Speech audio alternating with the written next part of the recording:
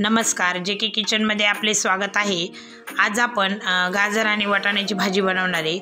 गाजर आणि वाटाणा ही मिक्स भाजी बनवणार आहे। बघू शकता तुम्ही, मी अशी ही भाजी बनवलेली आहे आणि आपण ही खूप छान अशी ही भाजी आज बनवणार आहे। यासाठी आता आपण ही रेसिपीला सुरुवात करूया। यासाठी मी हे गाजर घेतली आहे। ही गाजर जी आहे ही आपण साळून घेणार आहे। साळून घेतल्यानंतर बघू शकता ही सर्व गाजर मी अशी साळून घेणार आहे। आपण अशी ही गाजराची साल ही काढून घ्यायची आहे आणि नंतर ना आपण ही चिरून घेणार आहे। बघू शकता आपण ही अशी चिरून घ्यायची आहे। मी अशी छान अशी चिरून घेणार आहे। याची भाजी ही खूप चविष्ट आणि खूपच छान लागते। बघू शकता अशा प्रकारे मी ही कापून घेणार आहे। चौकोनी अशी ही कापून घेतली आहे। सर्व गाजर अशीच कापून घेणार आहे।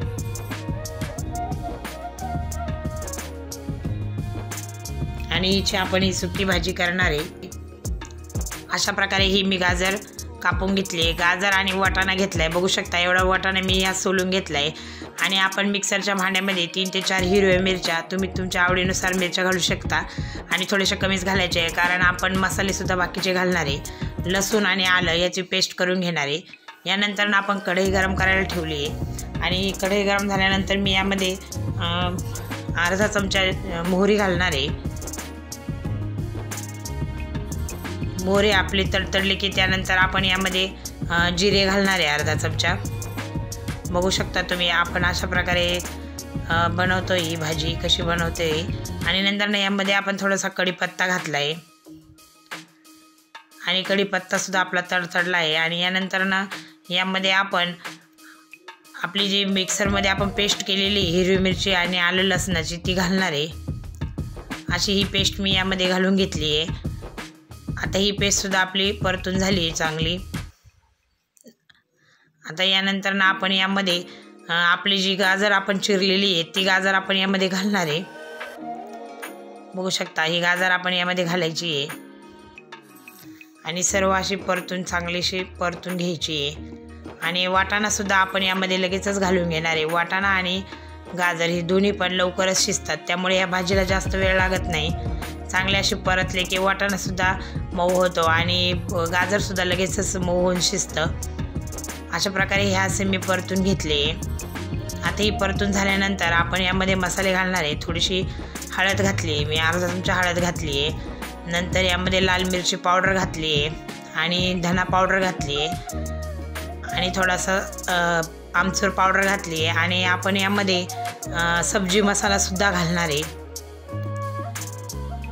सब्जी मसाला सुद्धा मी 1 चमचाभर घातला आहे। असे सर्व मसाले आपण यामध्ये घालणार आहे, जेणेकरून आपली जी भाजी ही खूप चविष्ट लागते। आता हे सर्व मसाले मी यामध्ये घातली आहे आणि चवीनुसार मीठ घातलं आहे। आता आपण हे मिक्स करून घेणार आहे चांगले मसाले। आपण हे संपूर्ण असे मिक्स करून घ्यायचे। बघू शकता ह्या मसाल्यांनी आपली ही भाजी खूप चविष्ट होणार आहे। असे चांगले असे परतून घेतले।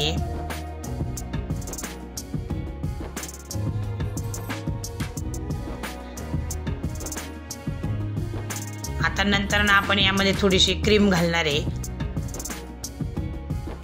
क्रीम घालायची, अजून छान टेस्ट येते भाजीला। थोडीशी आपण फ्रेश क्रीम घातली यामध्ये। बघू शकता अशा प्रकारे ही भाजी मी तयार केली आहे। आणि आता नंतर ना आपण यावर थोडंसं पाणी घालायचं आहे। भाजी थोडीशी शिजण्यासाठी थोडंसं पाणी घालायचं आहे आणि थोडीशी ओलसर भाजी ठेवणार आहे आपण। ओलसर पण असली की भाजी अजूनच छान लागते, जेणेकरून म्हणजे तिची टेस्ट लागते। आता नंतर ना आपण यावर थोडंसं झाकण ठेवणार आहे। 5-1 मिनटामध्ये आपली ही भाजी होऊन जाईल। आपण झाकून ठेवली आणि झाकण काढल्यानंतर आपली ही भाजी शिजली आहे। 5-1 मिनटं आपल्या या भाजीला वाफ देऊन झाल्यानंतर ती शिजली आहे। आणि यानंतर ना आपण यामध्ये थोडंसं मी ओलं खोबरं आहे ते दळून घेतलं आहे मिक्सरमध्ये, ते घातलं आहे मी थोडं यामध्ये। किसून घेतलं तरी चालेल आणि मी थोडंसं मिक्सरमध्ये बारीक करून घेतलं आहे। बघू शकता तुम्ही अशा प्रकारे हे आपण ओलं खोबरंसुद्धा यामध्ये घालायचं आहे, जेणेकरून त्याची टेस्ट खूप छान लागते ओल्या खोबऱ्याची या भाजीमध्ये। म्हणून आपण यामध्ये ओलं खोबरं घातलं आहे। आता हे सुद्धा आपण मिक्स करून घेतलं आहे। आता ही भाजी आपली तयार झाली आहे। हे बघू शकता तुम्ही, आपली अशा प्रकारे ही भाजी तयार झाली आहे आणि यावर आपली कोथिंबीर राहिलेली आहे, तर ती आपण कोथिंबीरवरनं घालणार आहे। डेकोरेशनसाठी थोडीशी कोथिंबीर घातली आहे। बघू शकता आपली ही भाजी कशी तयार झाली आहे। अशा प्रकारे आम्ही ही भाजी तयार केली आहे। व्हिडिओ आवडल्यास लाईक करा, शेअर करा। वेळात वेळ काढून व्हिडिओ बघितल्याबद्दल धन्यवाद।